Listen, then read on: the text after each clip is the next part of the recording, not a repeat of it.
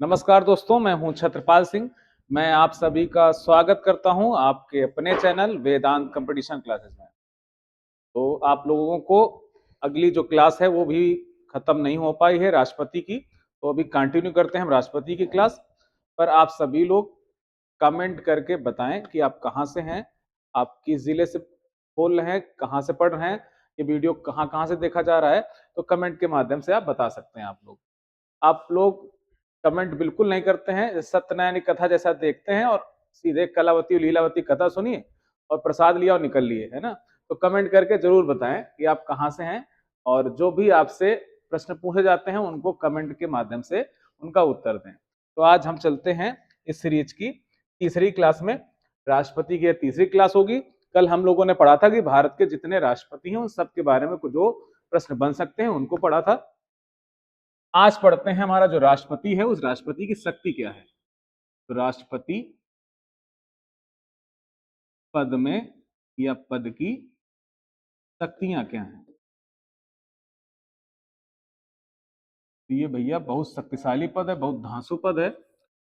और अगर देखें तो शक्ति में सबसे पहले देखते हैं हम कि उसकी विधायी शक्ति क्या है। विधायी शक्ति क्या है। तो विधायिका में अर्थात संसद में वो क्या पावर रखता है। तो सबसे पहली बात तो हम लोग जानते हैं वो एक पावर रखता है कि राज्यसभा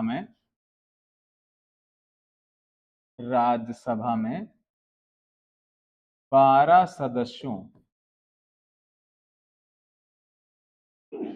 सदस्यों को मनोनीत करता है। पहले की अगर बात करें तो वह लोकसभा में भी 2 सदस्यों को मनोनीत कर सकता था जो एग्लो इंडियन होते थे। परंतु एक संविधान संशोधन हुआ, इसको बच्चों नोट कर लेना, बहुत इंपॉर्टेंट बात है। 104वां संविधान संशोधन। 104वां संविधान संशोधन जो हुआ सन 2019 में।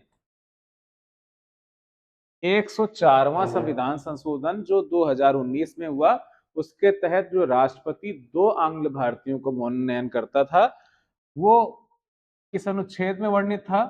अनुच्छेद 331 में वर्णित था। और राज्यपाल जो होता है बच्चों वो 333 आर्टिकल में मनोनयन का अधिकार रखता था। मनोनयन का अधिकार।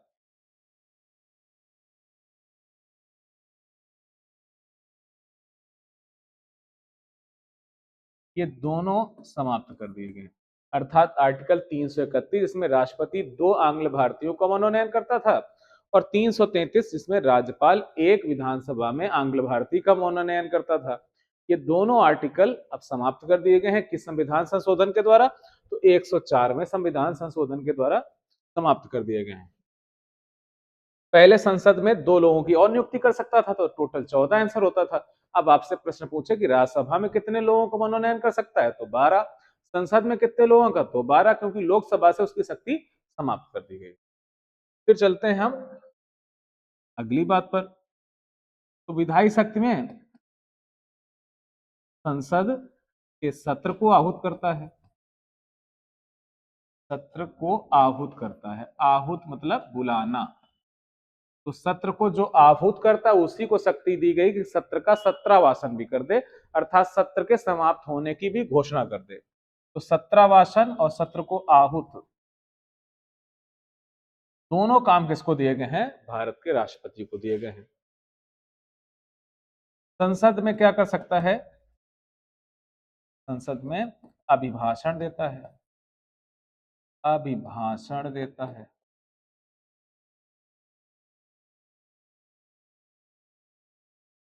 ये सारे काम किसके हैं, हमारे राष्ट्रपति के हैं। कैसे काम है, विधायी शक्ति वाले काम है। इसके अलावा एक काम और देखते हैं। वो एक काम करता है ज्वाइंट सेशन, अर्थात संयुक्त अधिवेशन। संयुक्त अधिवेशन को आहूत करता है। आहूत मतलब बच्चों बुलाना। आहूत करता है।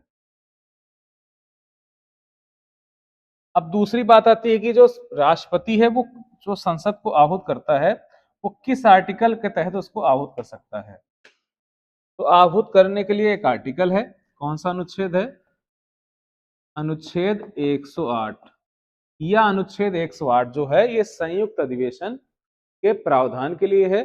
बच्चों हम जानते हैं कि संयुक्त अधिवेशन कब बुलाए जाते हैं, कारण क्या है बुलाने का, वो क्या है, क्यों बुलाए जा सकते हैं?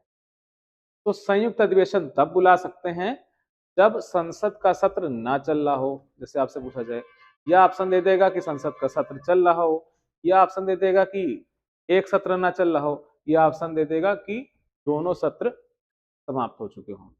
तो संसद में जो संयुक्त अधिवेशन उसके बुलाने की परंपरा का उल्लेख अनुच्छेद 108 में पूरी तरह से किया गया है कि जब एक सदन बिल पास कर दे और दूसरा सदन बिल को फेल कर देता है। ऐसा अगर बार बार होता है तो ज्वाइंट सेशन बुलाया जा सकता है।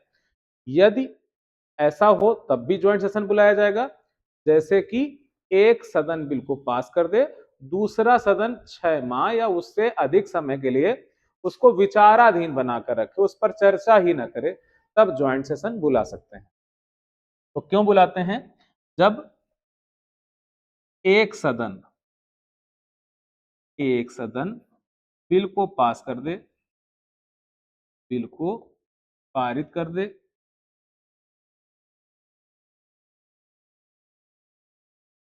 और दूसरा सदन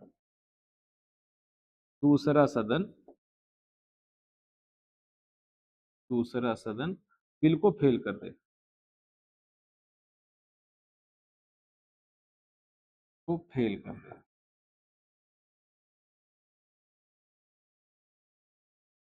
ऐसी स्थिति होती है, या दूसरी स्थिति एक और है बच्चों, वह स्थिति है कि एक सदन बिल को पास करके दे, दूसरा सदन उस पर 6 माह या उससे ज्यादा समय तक उस पर चर्चा नहीं करता है, तब हम क्या बुला सकते हैं? ज्वाइंट सेशन को बुला सकते हैं। अब अगर ज्वाइंट सेशन बुलाया जा रहा है तो कौन बुलाता है? भारत का राष्ट्रपति बुलाता है। पर ज्वाइंट सेशन का अध्यक्ष कौन होगा? संयुक्त अधिवेशन का अध्यक्ष। तो ज्वाइंट सेशन का अध्यक्ष होगा बच्चों लोकसभा का अध्यक्ष। लोकसभा का अध्यक्ष। तो ज्वाइंट सेशन कौन बुलाता है? भारत का राष्ट्रपति। ज्वाइंट सेशन का उल्लेख किस आर्टिकल में किया गया है? 108 में किया गया है। ज्वाइंट सेशन हम कब बुलाते हैं? जब एक सदन बिल को बार बार पास करता है, दूसरा सदन बिल को बार बार फेल करता है। यदि एक सदन से बिल पास हो जाता है, दूसरा सदन उसको 6 माह से अधिक चर्चा नहीं करता है, तो हम ज्वाइंट सेशन बुला सकते हैं। किसके द्वारा? राष्ट्रपति के द्वारा। जब भी ज्वाइंट सेशन होगा तो उस ज्वाइंट सेशन का अध्यक्ष कौन होगा? लोकसभा का अध्यक्ष होगा। बच्चों और कुछ बातें हैं इसमें, क्या हमारे देश में ज्वाइंट सेशन बुलाए गए हैं, संयुक्त अधिवेशन कब कब बुलाए गए हैं, इसको जान लेते हैं। संयुक्त अधिवेशन, तो संयुक्त अधिवेशन बच्चों बुलाया गया था दहेज निवारक कानून। ये दहेज निवारक कानून के लिए कब बुलाया गया था? 1961 में। हमने आपको मूल विधि में दहेज निवारक कानून भी पढ़ा है, आप प्लेलिस्ट पे जाकर आप पढ़ सकते हैं, मूल विधि का ये टॉपिक है। और दूसरी बार कब बुलाया गया था? बैंकिंग अधिनियम, बैंकिंग अधिनियम 1978।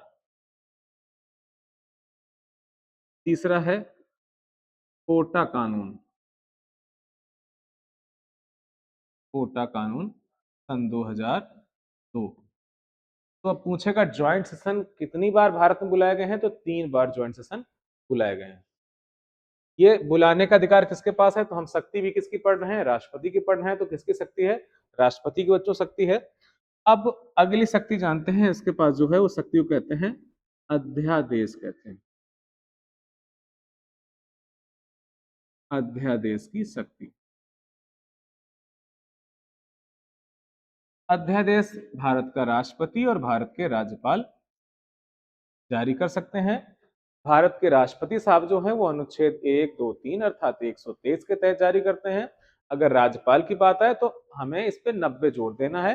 तो जैसे हम 123 में 90 जोड़ेंगे तो बच्चों कितना हो जाएगा? 90 जोड़ दिया हमने, तो ये हो जाएगा 213। या ऐसा कर सकते हैं कि हम 3 जहां लिखा है वहीं लिखा रहने देते हैं, 2 को आगे कर देते हैं, 1 को पीछे कर देते हैं, तो ये शक्ति किसकी आ जाएगी? अध्यादेश की। पर ये जो अनुच्छेद 213 है, ये किसके पास होता है? राज्यपाल के पास होता है। तो अध्यादेश की शक्ति दो लोगों को दी गई है, राज्यपाल को भी दी गई है और भारत के राष्ट्रपति को दी गई है। तो हम दोनों की शक्ति कॉमन शक्ति है, इसलिए एक साथ ही पढ़ लेते हैं कि अध्यादेश है क्या। तो अध्यादेश कब जारी होगा? सबसे पहले हम जानते हैं कब जारी होगा। ऐसी स्थिति कब आएगी? तो एक स्थिति है जब संसद का सत्र नहीं चल रहा हो।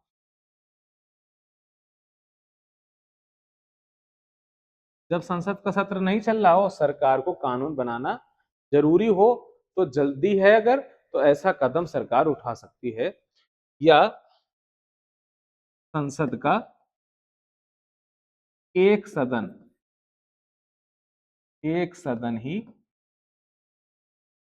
ही चल रहा हो। तो दो स्थितियां बच्चों हैं कि जब हम अध्यादेश जारी करा सकते हैं। एक, संसद का सत्र बिल्कुल ना चल रहा हो, दोनों सदन ना चल रहे हो, सत्र ही ना हो, या संसद का सत्र चल रहा हो तो एक सदन की बैठक हो रही हो, दूसरे सदन की बैठक ना हो रही हो। तो ऐसी स्थिति पर जो कैबिनेट मंत्री हैं, कैबिनेट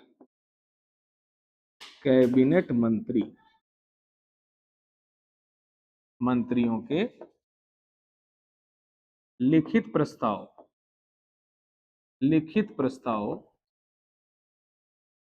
पर राष्ट्रपति अनुमति दे देता है। अगर बच्चों उसने, राष्ट्रपति ने साइन कर दिया अर्थात अनुमति दे दी, तो यह जो अध्यादेश है, अध्यादेश कितने दिन के लिए मान्य हो जाएगा? अध्यादेश 6 माह के लिए मान्य हो जाता है। अर्थात 6 माह तक रहेगा, अर्थात एक ऐसा कानून है, टेम्परेरी कानून है, अर्थात अस्थायी कानून है। तो आपसे बच्चों पूछेगा अध्यादेश किस प्रकार का कानून होता है? अस्थायी कानून होता है। इसकी वैधता कितने महीने रहती है? तो 6 महीने रहती है। लेकिन अध्यादेश की समय सीमा और भी कम हो सकती है। वह स्थिति कैसे है? जैसे मान लेते हैं कि संसद का सत्र आज की तारीख 30 तारीख से मान लेते हैं कि समाप्त हो रहा है, 30 अक्टूबर 2025 से समाप्त हो रहा है, और 31 अक्टूबर को सरकार को कोई विधि लेकर आनी है, तो सरकार अध्यादेश कैबिनेट मंत्रियों के लिखित प्रस्ताव पर भेज सकती है। परंतु 15 नवंबर से अगर सत्र शुरू हो जाए, अध्यादेश किस तारीख को आया है? 31 अक्टूबर 2025 को आया है, और 15 नवंबर सन 2025 से अगर शीत सत्र शुरू हो जाता है, तो सत्र जैसे शुरू होगा, अध्यादेश की वैधता केवल 6 सप्ताह रह जाएगी। तो पूछेगा आपसे प्रश्न कि सत्र के प्रारंभ हो जाने से अध्यादेश की वैधता कितनी रहती है? तो सत्र प्रारंभ हो जाने पर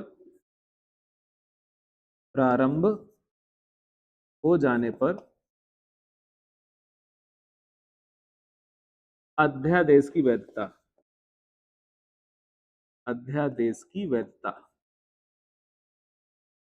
तो इसकी वैधता बचेगी कितनी बच्चों? 6 सप्ताह। तब 6 माह नहीं रहेगी, कितनी रहेगी? 6 सप्ताह रहेगी। लेकिन सरकार अगर इसको योजनाबद्ध तरीके से लेकर आए, तो बच्चों जैसे 31 अक्टूबर को अध्यादेश लाया जाए और 30 अक्टूबर को संसद का सत्र जैसे खत्म हो जाए और 31 अक्टूबर को अध्यादेश लाया जाए 2025 में, तो दो सत्रों के बीच में जो गैप होता है वो मैक्सिमम हम कर सकते हैं 6 माह का कर सकते हैं। तो सरकार इस शक्ति का, अगर 6 महीने की शक्ति का प्रयोग कर ले और उसके बाद सत्र बुलाती है, तो जैसे सत्र शुरू होता है वैसे ही अध्यादेश की वैधता कितने दिन रहती है? 6 सप्ताह रहती है। तो उसको 6 सप्ताह उस बिल को और मिल जाएंगे। तो अधिकतम की अगर बात करें, अधिकतम कितना वैलिड हो सकता है अध्यादेश? अधिकतम, तो वो अधिकतम वैलिड रहेगा 6 माह प्लस 6 सप्ताह तक वैध रह सकता है। तो आपसे बच्चों प्रश्न पूछेगा अध्यादेश कौन जारी करता है? तो भारत का राष्ट्रपति जारी करता है। किस अनुच्छेद के तहत जारी करता है? तो 123 के तहत जारी करता है। भारत में और दूसरा कौन सा व्यक्ति है जो अध्यादेश जारी कर सकता है? उस व्यक्ति का नाम है राज्यपाल। राज्यपाल किस आर्टिकल के तहत अध्यादेश जारी करता है? वो है अनुच्छेद 213 है। अध्यादेश किसका प्रस्ताव होता है? तो कैबिनेट मंत्रियों का प्रस्ताव होता है। और कैबिनेट मंत्रियों का जो प्रस्ताव है वो किस प्रकार का प्रस्ताव है बच्चों? तो प्रस्ताव कैसा है? लिखित प्रस्ताव है। कैसे प्रस्ताव देना पड़ता है उनको? लिखित प्रस्ताव। अब भारत के राष्ट्रपति ने अगर अनुमति दे दी है तो अध्यादेश कितने दिन के लिए वैलिड होगा? तो वह वैलिड हो जाएगा 6 माह के लिए वैलिड हो जाएगा। इसीलिए इसको क्या कहते हैं? टेम्परेरी कानून कहते हैं। 6 महीने बाद अपने आप क्या हो जाएगा? अगर सदन ने नहीं पास किया तो अपने आप खत्म हो जाता है। पर जिस दिन से सत्र शुरू होता है उस दिन से या अध्यादेश केवल मान्य होगा तो कितने दिन मान्य होगा? 6 सप्ताह। तो बच्चों एसएससी ऐसा प्रश्न बहुत बार पूछी है कि सत्र प्रारंभ होने पर अध्यादेश की वैधता कितने दिन होती है? तब हमारा उत्तर हो जाएगा 6 सप्ताह। अगर प्रश्न कह रहा है कि अध्यादेश की वैधता बताओ तो हम लोग कितना बता सकते हैं? 6 माह। अभी तक ये प्रश्न नहीं पूछा गया है पर भविष्य में गर्त में कोई देख कर नहीं आया, भविष्य में ऐसे प्रश्न बन सकते हैं कि अध्यादेश अधिकतम कितना वैलिड हो सकता है? तो 6 माह और 6 सप्ताह के लिए वैलिड हो सकता है। तो ये था हम लोगों का अध्यादेश। ये शक्ति किसके पास थी? भारत के राष्ट्रपति के पास है। फिर भारत के राष्ट्रपति की हम देखते हैं कुछ शक्तियां हैं उसकी। वो क्या कर सकता है? नियुक्ति कर सकता है। तो किसकी नियुक्ति करता है इसको देखते हैं हम लोग।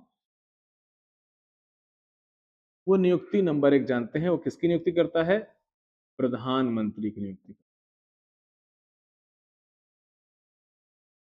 प्रधानमंत्री की नियुक्ति करता है। तो हमारे देश में प्रधानमंत्री की का कोई चुनाव नहीं होता, क्या होती है बच्चों? नियुक्ति होती है। दूसरा क्या करता है? प्रधानमंत्री की सलाह पर, प्रधानमंत्री की सलाह पर मंत्रिपरिषद की नियुक्ति करता है। मंत्री परिषद की नियुक्ति करता है। मंत्रिपरिषद की नियुक्ति करता है बच्चों। और किसकी नियुक्ति करता है? बहुत सारे पदाधिकारी हैं। जैसे पूछेगा राज्यपाल, राज्यपाल की नियुक्ति करता है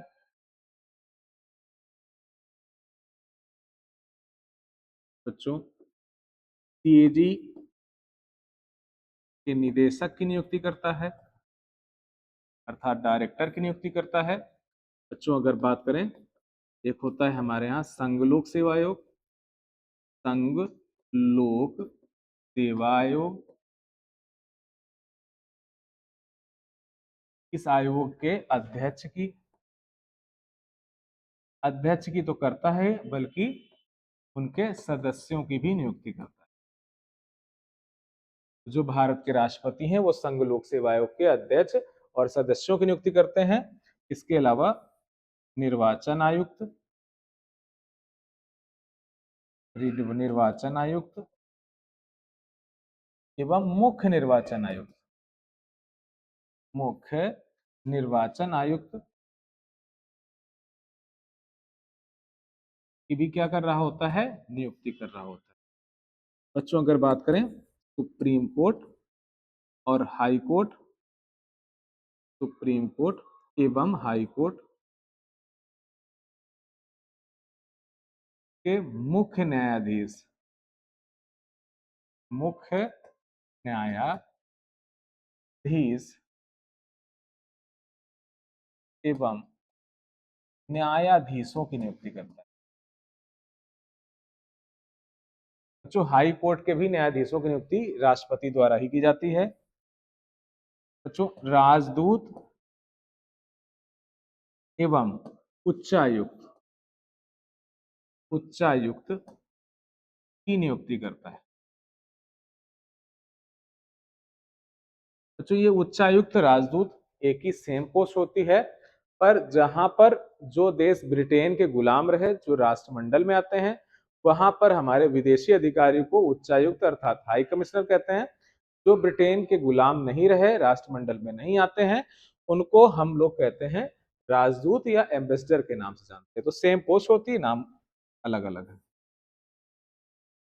इसके अलावा राजभाषा आयोग, राजभाषा आयोग एवं राज्य पुनर्गठन आयोग, आयोग के अध्यक्ष हों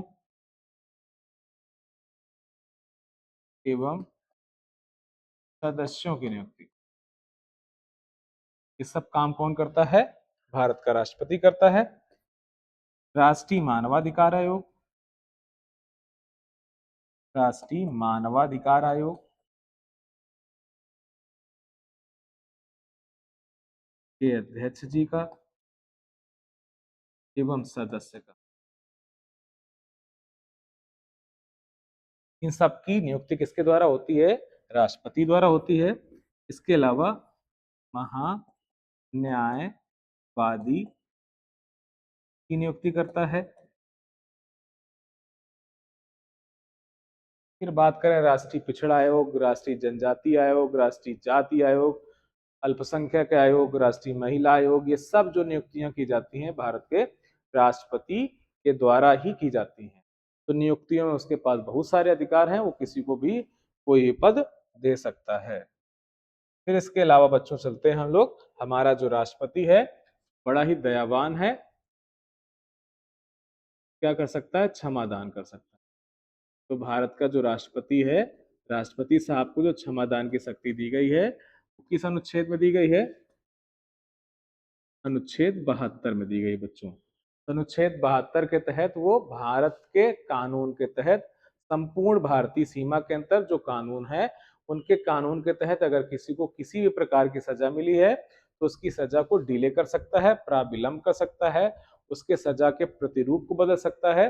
किसी को आजीवन कारावास है तो उसके कारावास को घटा सकता है, यानी अल्पकरण कर सकता है, अल्पीकरण कर सकता है, या सजा के फांसी के रूप में भी परिवर्तन कर सकता है, पूरी तरह से सजा को माफ कर सकता है। तो बच्चों भारत के कानून के अंतर्गत, भारत के कानून के अंतर्गत अंतर्गत आने वाले सभी क्षेत्रों पर सजा माफ करने का अधिकार, माफ करने का अधिकार रखता है।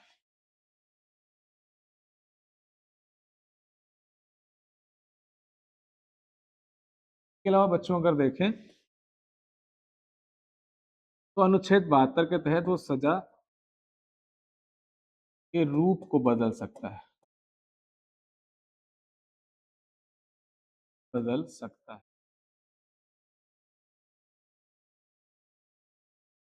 बच्चों और क्या कर सकता है? तो जो भारत के राष्ट्रपति साहब हैं वो एक नया काम कर सकते हैं, फांसी अर्थात मृत्युदंड, मृत्युदंड को भी माफ कर सकते हैं, कर सकते हैं। राज्यपाल चाहे तो ऐसा नहीं कर सकता है। बच्चों एक काम और कर सकता है, सैन्य अदालत से मिली सजा को, सैन्य अदालत से मिली सजा को माफ कर सकता है। तो माफीनामा में इसके पास बड़े से अधिकार हैं। ये हमारे राष्ट्रपति साहब हैं। फिर इनके पास है परामर्श शक्ति।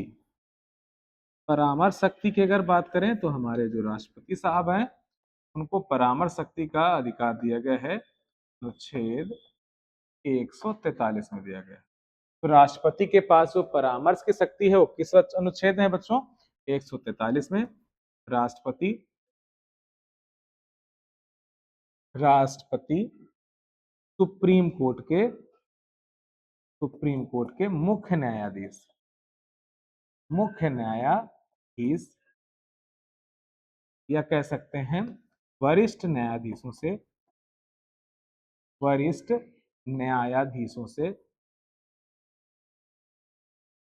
से परामर्श ले सकता है, परामर्श ले सकता है, परामर्श ले सकता है।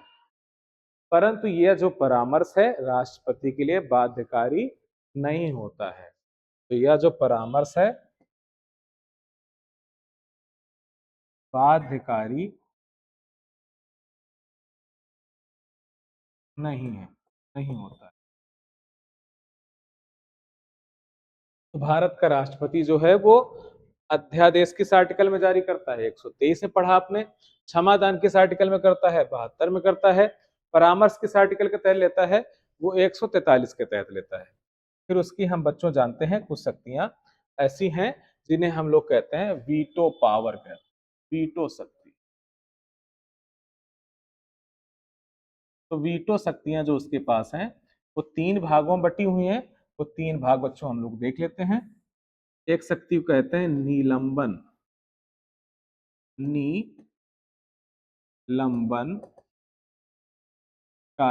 वीटो। दूसरा है बच्चों पॉकेट वीटो, किसी को जेबी वीटो भी कहते हैं। और बच्चों तीसरा वीटो है उसे कहते हैं अंत्यांतिक वीटो। बच्चों वीटो कितने प्रकार के हैं? 3 प्रकार के हैं। और बच्चों ये वीटो जो शक्ति है वो किस अनुच्छेद में दी गई है? तो अनुच्छेद है 111। जैसे पंडित जी को नहीं पैसे दिए जाते हैं 111, ऐसे शुभ अंकों का प्रयोग किया गया है 111। अगर हम ईसाइयों को देखें तो वो इस 111 के अंक को अशुभ मानते हैं, जबकि हिंदू परंपरा में 111, 101 इनमें एक लगा हो बड़े शुभ अंक माने जाते हैं। तो निलंबनकारी वीटो क्या है? जब संसद के दोनों सदनों से, दोनों सदनों से पारित बिल को राष्ट्रपति पुनर्विचार के लिए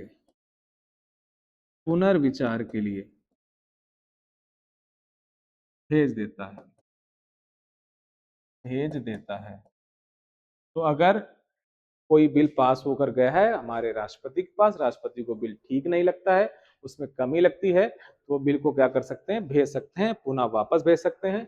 पर शर्त है अगर ये बिल सेम पास होकर भी चला गया दोबारा राष्ट्रपति के पास, तब राष्ट्रपति के पास कोई विकल्प नहीं है, उसको साइन ही करना होगा। जैसे हिंदू कोड बिल पास होकर डॉक्टर राजेंद्र प्रसाद के पास गया था 1955 में, राजेंद्र जी ने उस बिल को वापस कर दिया था। पर दोबारा जब वो बिल पास होकर गया तो राजेंद्र प्रसाद के पास केवल हस्ताक्षर करने के अलावा कोई विकल्प नहीं बचा था। पॉकेट वीटो में संसद से जब बिल पास हो जाता है, संसद से पारित बिल संसद से पारित बिल जब राष्ट्रपति ना तो अनुमति दे ना ही वापस करे।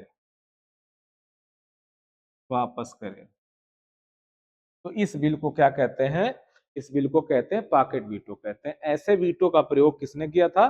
भारतीय डाक विधेयक पर ज्ञानी जैल सिंह ने किया था। जबकि निलंबनकारी वीटो का प्रयोग 2 लोगों ने किया है, डॉक्टर राजेंद्र प्रसाद द्वारा और एपीजे अब्दुल कलाम द्वारा। अगला है अत्यंतिक वीटो, जिसमें संसद द्वारा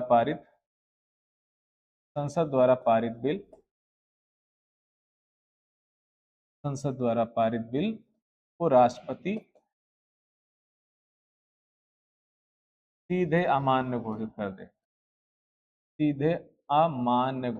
दे, उसे कहते हैं अत्यंतिक वीटो कहते हैं। तो वीटो का उल्लेख किस आर्टिकल है बच्चों? 111 में है।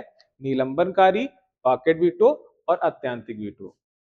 बच्चों ध्यान से पढ़ते रहिए, एक एक प्रश्न जो है यूपी सब इंस्पेक्टर के लिए बहुत इंपॉर्टेंट है।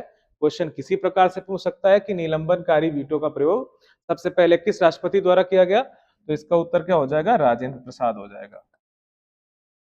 या कह देगा कि वीटो का प्रयोग पहली बार किसने किया है? तब भी उत्तर क्या हो जाएगा, राजेंद्र प्रसाद। या तो नाम लेकर कहे कि जेबी वीटो का प्रयोग करने वाले या पॉकेट वीटो का प्रयोग करने वाले पहले राष्ट्रपति कौन थे, तब उत्तर हो जाएगा ज्ञानी जैल सिंह। बच्चों एक एक बात ध्यान से पढ़िए आप। परीक्षा के लिए कोई भी अंक ना कटे, उसके लिए हमको हर बारीक चीज को ध्यान में देखना पड़ेगा, हर उसकी भाषा को, और भाषा शैली किस प्रकार से प्रश्नों में पूछी जा रही है वो थोड़ा जटिल होती है, क्लिष्ट होती है, उसके लिए उन शब्दावलियों को भी सीखना पड़ेगा। इसके अलावा भारत के राष्ट्रपति के पास एक शक्ति है, वो भी बड़ी महत्वपूर्ण शक्ति, उस शक्ति को कहते हैं आपातकालीन शक्ति। आपातकालीन शक्ति। तो आपातकालीन शक्ति को कर देखें तो यह शक्ति किस आर्टिकल में है, तो इसके लिए बात करें अनुच्छेद 352 से लेकर 360 तक जो उल्लेख किया गया है वो आपातकालीन शक्तियों को उल्लेख किया गया है। भारतीय संविधान के भाग 18 पर आपातकालीन शक्तियां हैं। आपातकालीन शक्तियां हम इसी साथ पढ़ लेते हैं, तो हमको भाग 18 आगे चलकर नहीं पढ़ना पड़ेगा, चाहे अभी पढ़ें चाहे बाद में पढ़ें। तो आपातकालीन शक्तियां कहां से कहां तक है, 352 से लेकर 360 तक जो है वो आपातकालीन शक्तियां हैं। और ये जो आपातकालीन शक्तियां हैं किस देश से ली गई हैं, ये एक देश है, उसका नाम है जर्मनी। तो किस देश से प्रेरित हैं, जर्मनी से प्रेरित हैं। आपातकाल के प्रावधान हमारे देश में कब आए थे, भारत शासन अधिनियम 1935 में आए थे। कब आए हैं बच्चों, भारत शासन अधिनियम 1935। भारत शासन अधिनियम 1935 में किस देश से लिया गया है, तो जर्मनी से लिया गया है। बच्चों पहला जो आपातकाल है उसको हम पूरी तरह से पढ़ लेते हैं, बहुत इंपॉर्टेंट है। उसको कहते हैं राष्ट्रीय आपातकाल। बच्चों पूछेगा इसका उल्लेख किस आर्टिकल में किया गया है, तो अनुच्छेद 352 में किया गया है। सबसे पहले हम जानते हैं कि राष्ट्रीय आपातकाल का उपयोग हम किन दिशाओं में, किन दशाओं में कर सकते हैं। तो वो दशा क्या है जब राष्ट्रीय आपातकाल लगेगा, तो पहली दशा भैया जान लो आप लोग, पहली दशा है युद्ध या बाह्य आक्रमण। युद्ध या बाह्य आक्रमण। और बच्चों दूसरी स्थिति क्या है, वो स्थिति है आंतरिक अशांति। आंतरिक अशांति पर आपातकाल लगा सकते हैं, और इस पर लगाया भी गया है आपातकाल, पर आगे भविष्य में अब इस प्रकार का कोई भी आपातकाल आपको देखने को नहीं मिलेगा। तो आंतरिक अशांति जो शब्द है इसको बदल दिया गया। क्या बदला गया बच्चों, 44वां संविधान संशोधन, संविधान संशोधन 1978 में आंतरिक अशांति, आंतरिक अशांति के स्थान पर सशस्त्र विद्रोह का प्रयोग किया गया, प्रयोग किया गया।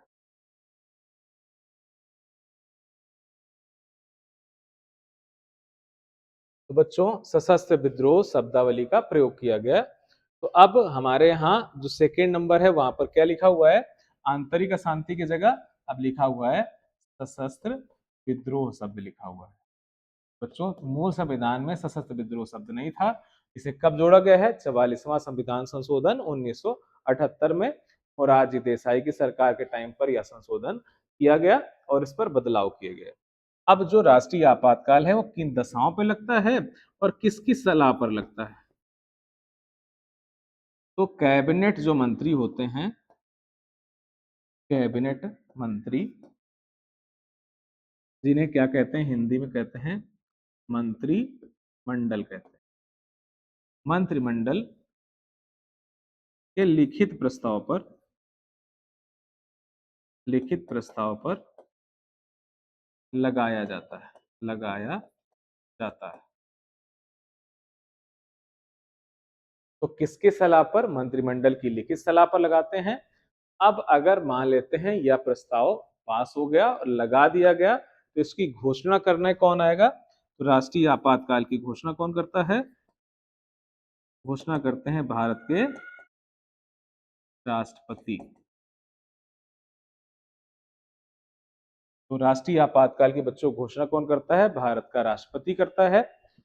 वीडियो थोड़ा सा लंबा हो रहा है, फिर भी चलने देते हैं हम लोग, इसको टॉपिक को पूरा आज खत्म ही कर लेते हैं। तो भारत के जो राष्ट्रपति हैं वो राष्ट्रीय आपातकाल की उद्घोषणा करेंगे, और उद्घोषणा करने के पश्चात हमारे देश में जो संसद है, संसद 1 माह के अंतर्गत, 1 माह के अंतर्गत इस प्रस्ताव को दोनों सदनों से पारित करेगी। दोनों सदनों से पारित करना अनिवार्य है, अनिवार्य है। मूल संविधान में यहाँ जो समय सीमा हमने 1 माह लिखी है, वो मूल संविधान में 2 माह लिखी थी। 44वां संविधान संशोधन में यहाँ पर 2 माह की जगह 1 माह कर दिया गया। बच्चों पर एक बहुत विशेष बात, अगर मान लेते हैं ऐसी स्थिति हो जाती है कि लोकसभा भंग चल रही है और देश में युद्ध हो जाता है और आपातकाल की जरूरत पड़ जाती है, तो ऐसी स्थिति पर राज्यसभा भी अगर प्रस्ताव को पास कर देती है, तो केवल राज्यसभा के पास होने से राष्ट्रीय आपातकाल बढ़ाया जा सकता है। तो राष्ट्रीय आपातकाल के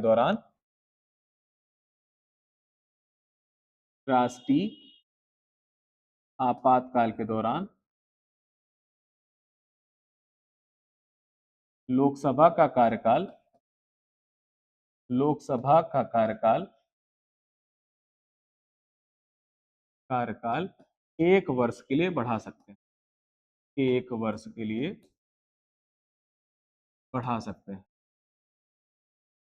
अगर लोकसभा भंग चल रही हो, यदि लोकसभा भंग हो,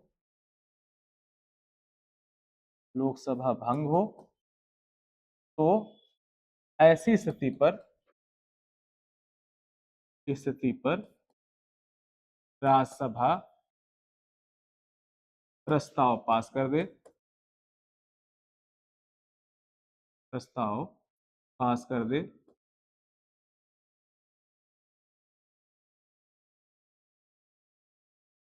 तो 6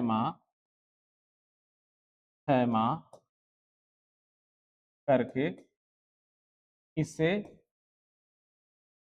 अनिश्चित काल के लिए लगा सकते हैं, अनिश्चित काल के लिए लगा सकते हैं, लगा सकते हैं। यानी राष्ट्रीय आपातकाल की कोई समय सीमा बच्चों नहीं है। पर राष्ट्रीय आपातकाल में और कुछ जानना है। राष्ट्रीय आपातकाल के दौरान, राष्ट्रीय आपातकाल के दौरान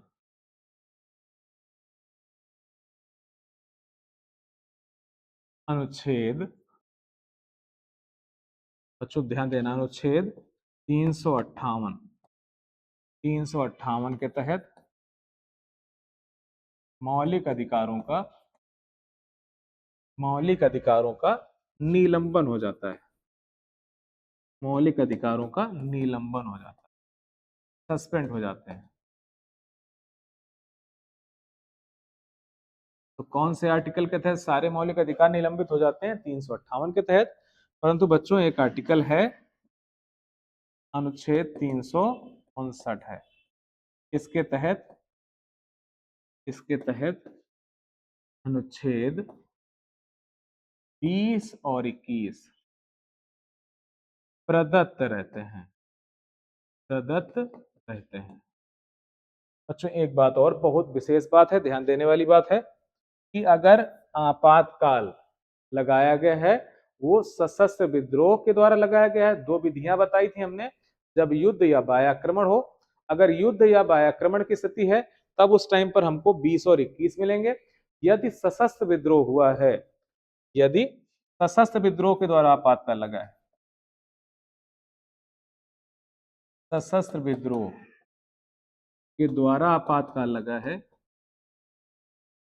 आपातकाल लगा है तो एक अनुच्छेद और मिलेगा, अनुच्छेद 19 भी दिया जाएगा। यानी सशस्त्र विद्रोह के टाइम पर अनुच्छेद 19 भी लागू रहता है। उस टाइम पर 3 आर्टिकल मिलते हैं आपको, 19, 20 और 21 मिलते हैं, लेकिन युद्ध और बाह्य आक्रमण के टाइम पर केवल 2 ही मिलते हैं, अर्थात 19 भी निलंबित हो जाता है। या हम बात करें राष्ट्रीय आपातकाल के दौरान सरकार से और नागरिकों के अधिकारों का हनन होता है या निलंबन होता है, कह सकते हैं। इससे हमारे नागरिक और सरकार के बीच में संबंध मधुर नहीं रहते हैं। राज्य की सरकारें भंग करी जा सकती हैं। जब राज्य की सरकारें भंग हो जाएंगी तो उस टाइम पर राजसूची के विषय पर कानून बनाने का अधिकार किसके पास चला जाएगा? संसद के पास चला जाएगा। तो इस टाइम पर राजसूची के विषय पर बच्चों संसद कानून बना सकती है, संसद विधि बना सकती है। वैसे तो हमारे देश में राजसूची के विषय पर विधानमंडल कानून बनाते हैं, पर राष्ट्रीय आपातकाल अगर लागू है तब कानून बनाने का अधिकार किसके पास चला जाता है? संसद के पास बच्चों चला जाता है। तो ये सारी बातें जो हैं वो राष्ट्रीय आपातकाल को लेकर हैं। राष्ट्रीय आपातकाल जब लगेगा तो 1 महीने के अंदर संसद के दोनों सदन पास करेंगे। लोकसभा चर्चा में नहीं है, भंग हो चुकी है, तो राज्यसभा ही अनुमोदित करती रहेगी। तो ये 6-6 माह करके अनिश्चित काल के लिए लगाया सकता है, इसकी कोई समय सीमा निर्धारित नहीं की गई है बच्चों। पर अब पूछेगा क्या हमारे देश में आपातकाल लगा है? तो हाँ, हमारे देश में आपातकाल लगाया गया है। और कितनी बार लगाया गया है? तो बच्चों 3 बार आपातकाल लगाया गया है। वो 3 बार कब लगाया गया है? पहली बार लगाया गया है 1962 में, दूसरी बार लगाया गया है 1971 में, और तीसरी बार अगर देखें तो लगाया गया है, आप लोग बताओ जल्दी से, 1975 में। ये जो लगाया गया था इसका कारण क्या था? युद्ध। कौन सा युद्ध? भारत चीन युद्ध। और इस समय राष्ट्रपति थे, उनका नाम था सर्वपल्ली राधाकृष्णन जी। तो पहली बार आपातकाल किस राष्ट्रपति द्वारा घोषित किया गया था? सर्वपल्ली राधाकृष्णन। यहाँ भी कारण बच्चों क्या था? युद्ध ही था। यहाँ पर भारत पाक युद्ध हुआ था, और इस टाइम पर राष्ट्रपति जो थे उनका नाम था बीबी गिरी साहब, राष्ट्रपति थे बीबी गिरी साहब। अब ये जो है ये हुआ था आंतरिक अशांति पर, आंतरिक अशांति पर बच्चों हुआ था।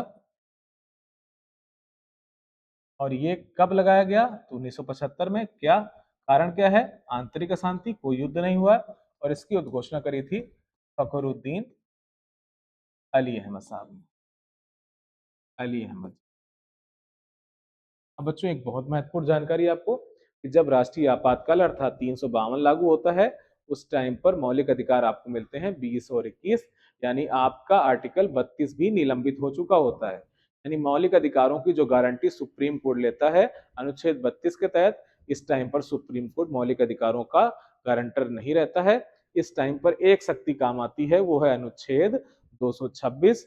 तब वो गारंटी सारी ले लेता है हाई कोर्ट। तो कौन सी बच्चों स्थिति है जब सुप्रीम कोर्ट से ज्यादा अधिकार हाई कोर्ट रखता है? वह स्थिति है राष्ट्रीय आपातकाल।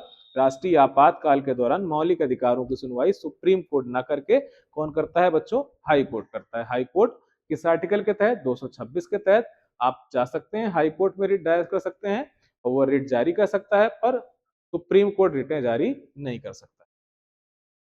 अब बच्चों चलते हैं दूसरी शक्ति जिसे कहते हैं, अगली स्लाइड ले लेते हैं बच्चों हम लोग। दूसरी शक्ति है उसको कहते हैं राष्ट्रपति शासन। राष्ट्रपति शासन। ये राष्ट्रपति शासन बच्चों किस आर्टिकल में है? तो ये है अनुच्छेद 356 में। किस आर्टिकल पर है? 356 पर है। ये कब लगता है बच्चों? जब राज्य की सरकार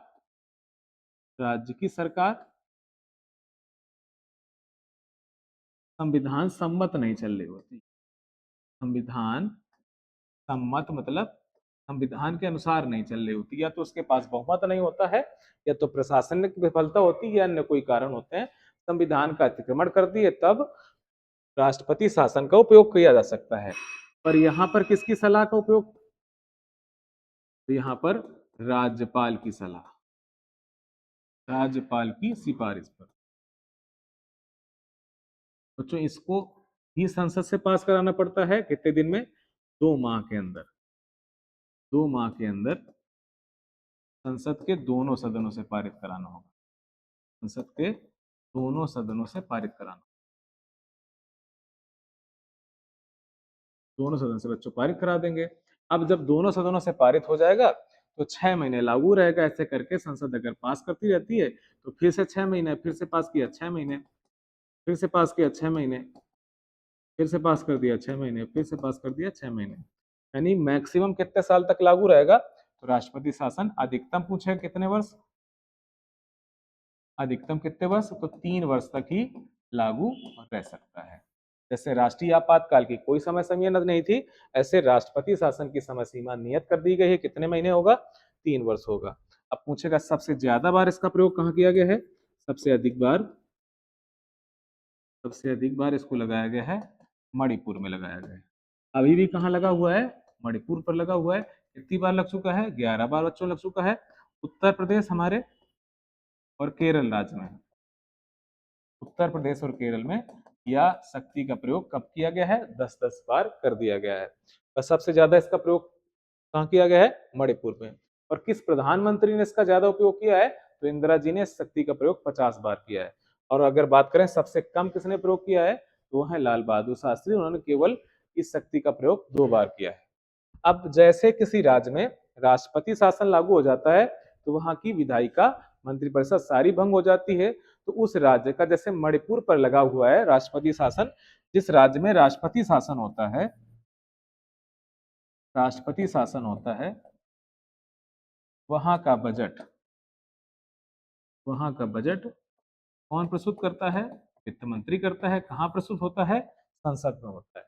तो जहां पर विधायिका भंग होती है उनका बजट कहाँ प्रस्तुत किया जाता है? संसद में प्रस्तुत किया जाता है राष्ट्रपति के कहने पर। परंतु सारी शक्तियों का स्वामी, नाम इसका जरूर होता है राष्ट्रपति शासन, पर शक्ति का स्वामी कौन हो जाता है? तो शक्ति का स्वामी हो जाता है यहाँ पर, बहुत फायदे में पहुंच जाता है, वो आदमी है, वो पदाधिकारी है राज्यपाल। तो नाम होगा राष्ट्रपति शासन, पर नाम किसका चलेगा? राज्यपाल का। वो भर्तियां निकालनी है तो कौन निकालेगा? राज्यपाल निकालेगा। सड़क बननी है कि नहीं बननी है, डिसीजन किसका होगा? राज्यपाल का होगा। तो राष्ट्रपति शासन का अगर प्रयोग किया जाता है तो केंद्र राज्य के संबंध खराब होते हैं। इसीलिए सहकारी आयोग, इसी के लिए पुंछी आयोग, इसी के लिए राजमन्नार आयोग, ये सारे आयोग, शीतलवाड़ आयोग, ये सारे आयोग बनाए गए हैं। एक बच्चों अगला है आर्टिकल, इसी में आपातकाल है, उसे कहते हैं वित्तीय आपातकाल। बच्चों का वित्तीय आपातकाल, वित्तीय आपातकाल किस आर्टिकल में बच्चों? 360 में, 360 में। इसकी पूछे घोषणा कौन करता है, तो सबकी घोषणा कौन करता है? चाहे जो आपातकाल हो, घोषणा किसके द्वारा करी जाएगी? भारत के राष्ट्रपति के द्वारा करी जाएगी। और बच्चों अगर बात करें कि हमारे देश में ये कब किस दशा पर लगेगा, तो जब वित्तीय स्थिति ठीक ना हो, ठीक ना हो तब इसका प्रयोग किया जा सकता है। कौन करेगा? किसकी सलाह पर करेगा? तो बच्चों यहां भी सलाह है, किसकी सलाह पर? मंत्रिमंडल की सलाह पर। और इस प्रस्ताव को भी पास करना पड़ेगा 2 माह के अंदर संसद के दोनों सदनों, दोनों सदनों, दोनों सदनों से पास करना पड़ेगा। तो दोनों सदन अगर पास कर देंगे तो 6 महीने लागू हो जाएगा, फिर पास कर देंगे, फिर पास कर देंगे, तो 6-6 महीने करते करते इसको कब तक उपयोग कर सकते हैं? तो इसका उपयोग अनिश्चित काल तक लगा सकते हैं, अनिश्चित काल तक प्रयोग कर सकते हैं। अब बच्चों अगर एक बात देखें कि अगर ये लागू हो जाए तो क्या हम लोगों के जीवन में कोई प्रभाव पड़ेगा? तो हाँ बिल्कुल बच्चों, जीवन में प्रभाव पड़ेगा। सरकार टैक्स बढ़ा सकती है, सरकार सैलरी कम दे सकती है, इसलिए हमारे जीवन पर, नागरिक के जीवन पर नकारात्मक प्रभाव पड़ेगा। नागरिक के जीवन पर नकारात्मक प्रभाव पड़ेगा, नकारात्मक प्रभाव पड़ेगा। बच्चों दूसरी बात, हमारे देश में इसका प्रयोग नहीं किया गया है आज तक। वित्तीय आपातकाल, वित्तीय आपातकाल नहीं लगाया गया है, नहीं लगा है। तो एक लाइन और जान लेते हैं। एक पदाधिकारी होता है, उसको कहते हैं राष्ट्रपति राष्ट्रपति के वेतन एवं भत्तों पर कोई कटौती नहीं की जाती, कोई कटौती कटौती नहीं की जाती।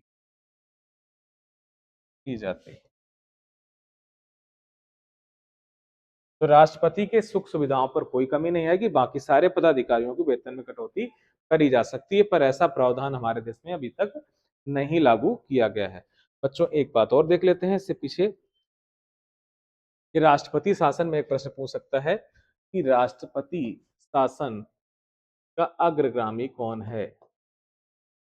तो वो आर्टिकल है अनुच्छेद 355। ये कई बार पूछा गया इसलिए इसको भी नोट कर लेते हैं। 356 लागू करने से पहले किसका प्रयोग करते हैं? 355 का प्रयोग करते हैं। बच्चों आगे चलते हैं हम। छोटी छोटी बातें हैं जिनको देख लेते हैं, वो नोट करके लिख लेते हैं हम लोग। राष्ट्रपति के चुनाव में कुछ चाहिए होते हैं प्रस्तावक बच्चों। प्रस्तावक कितने चाहिए? 50। बच्चों अनुमोदक कितने चाहिए? अनुमोदक भी चाहिए 50 चाहिए। और उसको जमानत के लिए कितनी राशि चाहिए? तो जमानत के लिए राशि उसको जमा करनी पड़ेगी 25,000 रुपए। बच्चों उसको चुनाव के लिए कितना टाइम दिया जाएगा? चुनाव के प्रचार के लिए उसको टाइम मिलेगा 2 सप्ताह का समय दिया जाएगा बच्चों। अगली बात जैसे पूछ सकता है राष्ट्रपति साहब जो हैं हमारे, वो कहाँ निवास करते हैं? उनके घर का नाम क्या है? उसे कहते हैं राष्ट्रपति भवन कहते हैं। जो राष्ट्रपति भवन है इसे रायसीना हिल्स भी कहते हैं। इससे पहले पुराना नाम क्या था? इसका पुराना नाम था वायसराय हाउस कहते हैं। और इसका डिजाइनकार वास्तुकार अगर बच्चों पूछे, वास्तुकार है एडविन एडविन का नाम है एडविन लुटियंस। और एक इनके सहयोगी हैं, उनका नाम है सर हर्बर्ट बेकर। इन दो लोगों ने बनाया था इसको। इस राष्ट्रपति भवन में 340 कमरे हैं। इसी में मुगल गार्डन है। तो राष्ट्रपति भवन पर कौन रहता है? हमारा राष्ट्रपति रहता है। तो आज से हमारा राष्ट्रपति कंप्लीट होता है। राष्ट्रपति को लेकर एक बात बच रही थी, उसको लास्ट है, उसको भी देख लेते हैं हम लोग कि उसका वेतन कितना है। तो वेतन उसका कितना है? 5 लाख रुपए मासिक।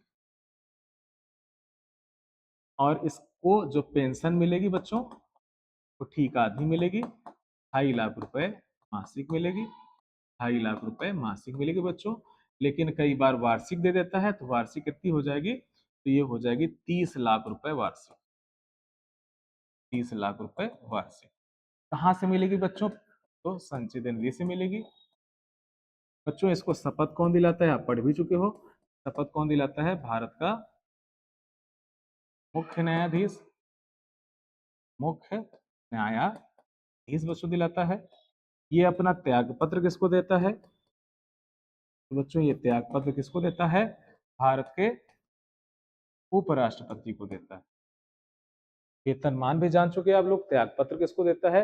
कार्यकाल आपको पता है, आपको पढ़ा दिया गया था कि कार्यकाल शपथ लेने की तारीख से 5 वर्षों तक होता है। तो बच्चों राष्ट्रपति से जुड़े हुए जो भी प्रश्न बनते हैं, आप अगर इस क्लास को 3 वीडियो थे और 3 वीडियो अगर आप देख लेते हैं, तो राष्ट्रपति से फुल गारंटी है कि आपका कोई भी प्रश्न बाहर नहीं जाएगा। अगर जाता है तो आप हमको सूचित कर सकते हैं। पूरी गारंटी है, फुल वेदांत परिवार गारंटी लेता है कि राष्ट्रपति से जो भी प्रश्न बनने वाले हैं, इसके बाहर कोई भी परीक्षा कराने वाली संस्था प्रश्न बना ही नहीं सकती है। उसको मजबूर होकर ये 3 वीडियो में जो प्रश्न पढ़ाए गए हैं, जो बताया गया है, उससे ही प्रश्न बनाना पड़ेगा। उसको मजबूर कर दिया जाएगा। आपको इतना पढ़ा दिया गया है। तो आप जुड़े रहिए वेदांत परिवार से। पर आप सभी लोग कमेंट के माध्यम से बताएं कि आप कहाँ कहाँ से इस वीडियो को देख रहे हैं। और जो लोग कानपुर के बाहर के हैं या बाहर से जहां से भी देख रहे हैं, आप जरूर कमेंट करके बताएं और अपने दोस्तों तक ये वीडियो पहुंचाएं, जिससे ज्यादा से ज्यादा लोगों को लाभ हो सके। और सब लोग बेल आइकन को जरूर दबाएं, जिससे अगले वीडियो की जानकारी आप तक पहुंचती रहे। अगला वीडियो कब आ रहा है? तो नमस्कार, धन्यवाद, जय हिंद। जुड़े रहिए वेदांत परिवार से। जय हिंद।